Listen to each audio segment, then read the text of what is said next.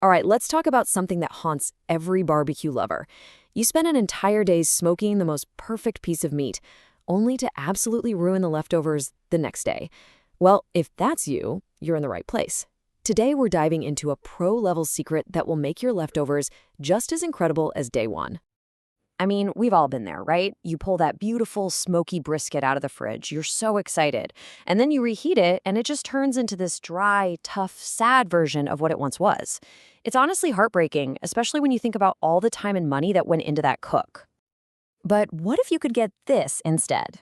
This is how people describe the legendary smoked beef cheeks from spots like Leroy and Lewis in Austin. They figured out how to create this unbelievably rich, tender texture. And guess what? We're going to break down exactly how you can get that same vibe right in your own kitchen. So to really fix this, we've got to understand what's going wrong in the first place. Let's dig into the core challenge we're all facing. Here's the brutal truth.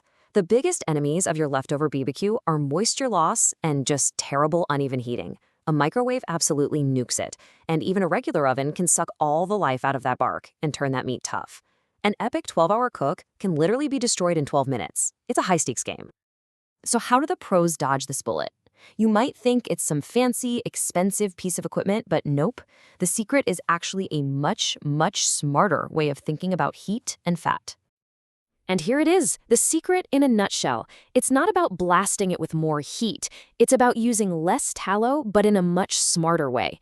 The real key is combining two amazing tools, a vacuum sealer and a sous vide. This 1-2 punch lets us get that crazy, rich, tallow-finished texture while using just a tiny fraction of the fat. So why does this combination work so well? It's actually beautifully simple. That vacuum-sealed bag creates this perfect little closed system, zero evaporation.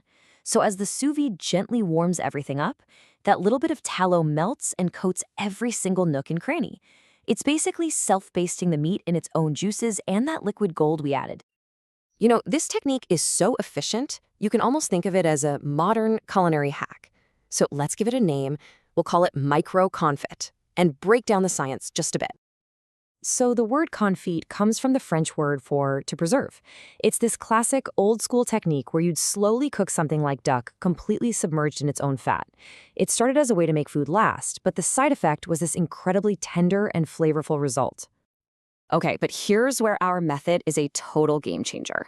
A traditional confit takes a ton of fat. I mean, we're talking cups of fat to cover the meat. Our sous vide method, we need just teaspoons. Plus, water is way better at transferring heat than fat is, and since the bag is sealed, no moisture can escape. We get a better result, and it's wildly more efficient. All right, that's enough of the why. Let's get into the how. Here is your step-by-step guide to pulling this off perfectly at home. It's easier than you think. The whole process really boils down to 5 simple stages. We're going to portion out the meat, add just a little bit of fat, lock it all into a vacuum bag, gently bring it up to temperature, and then hit it with a final touch of heat to bring that crust back to life. Easy. So, how much tallow are we actually talking about here? It's shockingly little. For just a nice, light, glossy coat, 1 single teaspoon per pound is all you need. If you're chasing that super rich, over-the-top finish, bump it up to 1 or 2 tablespoons. And hey, a little pro tip. Adding a splash of the gelatin-rich juice from the original cook is a fantastic move. Next up, the vacuum seal. And listen, this step is absolutely critical. It yanks out all the oxygen and creates that perfect little sealed world for the meat. And here's a great tip from the folks at Meat Church. If your brisket is already wrapped in butcher paper, don't even worry about it. You can throw the whole thing right into the bag, paper and all. Now for the sous vide bath itself, you've got 2 main schools of thought here. The USDA, for safety, says to reheat all leftovers to 165 degrees Fahrenheit. That's the safety-first approach. But a lot of pitmasters who are chasing peak quality will go a little lower, somewhere between 140 and 160, especially if they're serving it right away. Either way, you're looking at about an hour and a half to 2 hours in the bath. And now, my friends, the grand finale. This is where all the magic comes together. When the meat's hot, you carefully open that bag, and whatever you do not throw away that liquid gold inside. Brush all that melted tallow and jus right back onto the bark. Then, just 10 to 15 minutes in a hot oven is going to re-crisp that crust and give you a shine that is just unbelievable. So what is the real payoff for all this? Let's take a second to really appreciate why this method is such a game changer. I mean, just look at this. The efficiency is insane. To confit one beef cheek the old-fashioned way, you'd need cups of tallow. With our micro-confit method, we're talking tablespoons. That is a massive difference, saving you money and fat. And the texture, oh, the texture you get is just on another level. This quote nails it perfectly.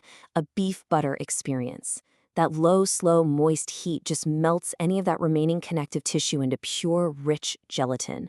The mouthfeel is absolutely out of this world. And this is what it's all about. This is the end result. Perfectly tender, unbelievably juicy meat with that signature beefy gloss and that supple bite that we're all chasing. It's the best of all worlds. Incredible flavor, amazing texture, and almost zero waste.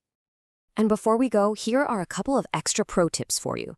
You can use this same logic on a fresh cook. Just finish your brisket in a foil boat with a spoonful of tallow during that final rest. And if you're really trying to replicate that legendary Leroy and Lewis beef cheek, this sous vide method is as close as you're going to get without a giant, expensive vat of fat. So there you have it. The curse of dry, disappointing BBQ leftovers is officially broken. You now have a technique that not only produces a world-class result every single time, but also saves you money and reduces waste. So the only real question is, what are you going to cook next?